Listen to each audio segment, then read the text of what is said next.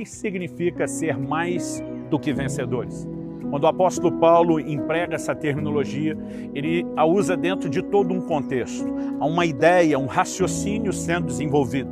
E normalmente nós pegamos aquilo que é a conclusão de um raciocínio como se fosse uma declaração isolada. Durante muito tempo, eu ouvia pregadores dizendo, olha, você precisa entender que você não é só vencedor, você é mais que vencedor. É como se eles dissessem, o vencedor está aqui nesse nível e você está num nível maior, você é mais do que todos os outros vencedores. Na verdade, quando olhamos com honestidade para a palavra de Deus, não é essa distinção de posição que a palavra de Deus nos ensina.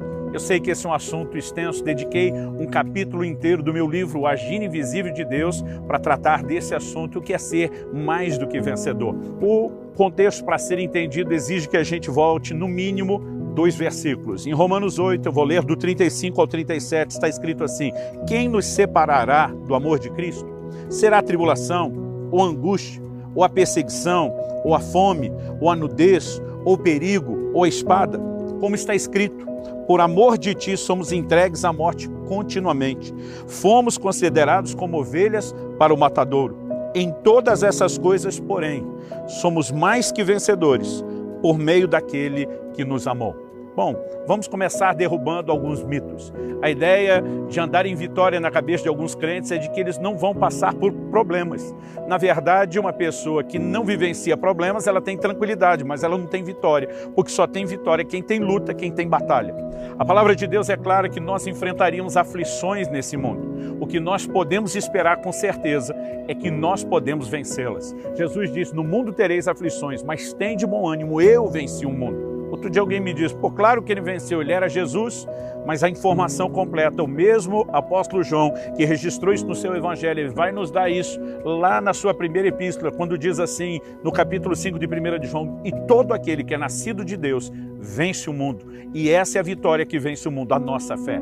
Eu e você também podemos vencer as oposições, as circunstâncias contrárias. Mas o que nós precisamos entender é que não só a Bíblia não garante que não haverá problemas, como o contrário, ela garante que eu e você os enfrentaremos.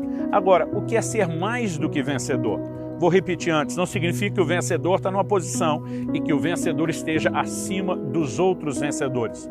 Você pode pegar em qualquer esporte de competição. Quando alguém vence o outro, ele se torna o vencedor. A partir do momento que alguém vencer o vencedor, nós temos um novo vencedor e o que perdeu, o que foi vencido, deixou de ser vencedor. Não existe uma categoria de vencedores e os que são mais que vencedores. A palavra mais que vencedor não é ser mais que vencedor no sentido de estar no topo dos que vencem. É que no final dessa história nós podemos esperar que além de vencer, algo mais tenha acontecido conosco. Então, durante o tempo, depois que formei a minha família, tive os meus filhos, eu podia olhar e dizer com gratidão a Deus, que bênção ser pai, né? Muitas vezes eu disse e expressei a Deus a minha alegria de poder exercer a paternidade. Nesse momento, eu posso dizer que eu sou mais do que pai. Meu filho agora me presenteou com uma neta. Não significa que eu deixei de ser pai. Não significa que eu estou superior aos pais. Significa que além de ser pai, eu sou algo mais, eu sou avô.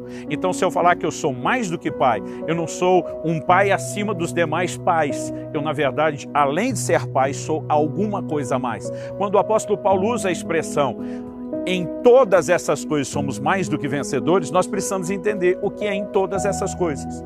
Então, voltando ao versículo 35, ele diz, quem vai nos separar do amor de Cristo? A tribulação, a angústia, a perseguição, fome, nudez, perigo, espada.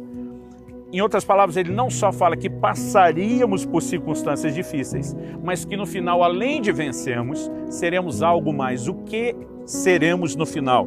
O verso 36 diz, por amor de ti somos entregues à morte. Quando eu e você enfrentamos circunstâncias difíceis, Deus tem a capacidade de usar essas circunstâncias para tratar conosco, para trabalhar o nosso íntimo.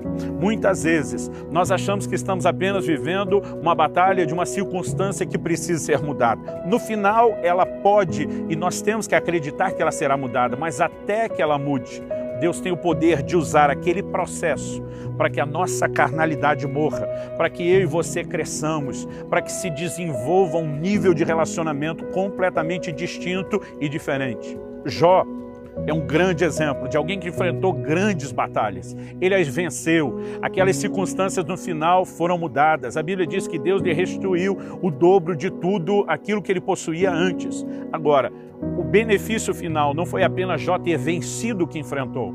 É quando ele diz: antes eu te conhecia só de ouvir falar, mas agora os meus olhos te veem. Em outras palavras, Jó estava dizendo: eu não venci apenas as adversidades, as circunstâncias difíceis, eu cresci no meu relacionamento com Deus durante o processo. E precisamos entender que eu e você servimos um Deus que tem a capacidade de trabalhar conosco em meio a essas circunstâncias. Vamos dar alguns exemplos bíblicos, além desse de Jó e da declaração de Paulo. Podemos olhar para aqueles amigos de Daniel, que foram para o cativeiro da Babilônia, Ananias, Misael e Azarias, a quem o rei Nabucodonosor chamou de Sadraque, Mesaque e Abednego.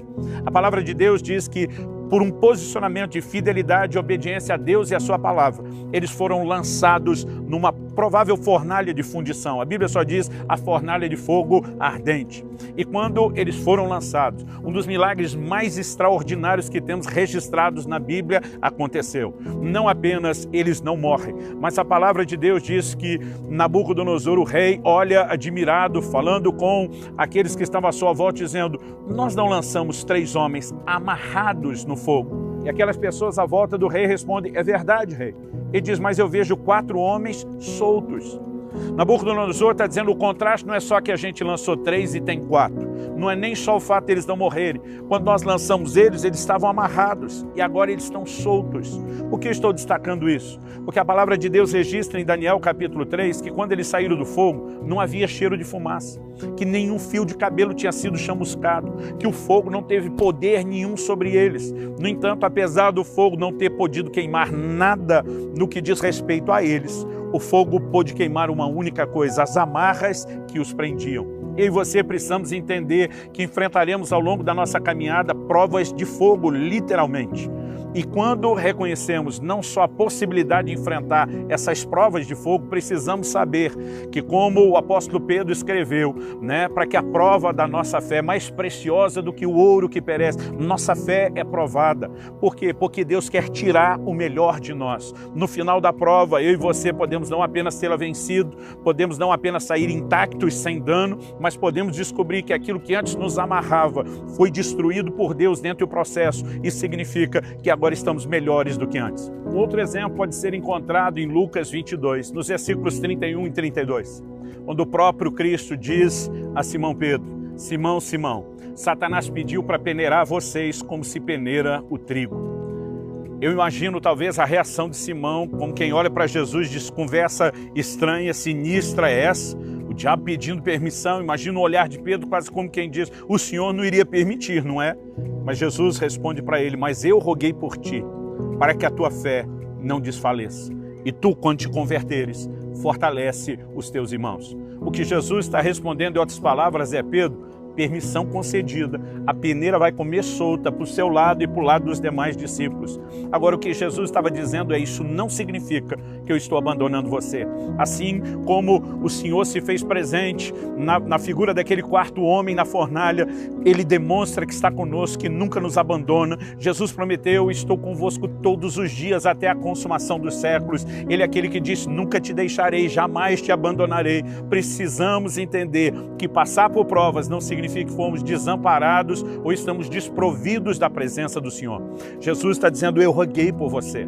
Aliás, o ministério atual de Jesus, revelado no livro de Hebreus, é intercessão. Ele intercede por nós. Ele diz: eu roguei por você, Pedro, para que a tua fé não desfaleça. O que o Senhor queria dizer era: não apenas quero que você sobreviva, Pedro, mas ele também diz: quando você se converter, no final desse processo, fortaleça aos seus irmãos. Em outras palavras, Jesus está dizendo: não significa que eu te abandonei, porque a peneira vai comer solta para o seu lado, porque o diabo vai poder por um instante pressioná-los. Não significa apenas que eu estou clamando para que você só sobreviva. E diz Pedro: você vai sair dessa melhor do que entrou. Assim como os amigos de Daniel, cujas amarras que os prendiam foram queimadas, ele está olhando para Pedro e dizendo: você vai sair dessa melhor do que entrou. Em outras palavras, ele dizia: você não só terá vencido, Mas no final da prova, além de vencer, você será mais do que vencedor. Além de ter vencido, você terá sido tratado por Deus, trabalhado por Deus. Crescimento vai acontecer dentro de você.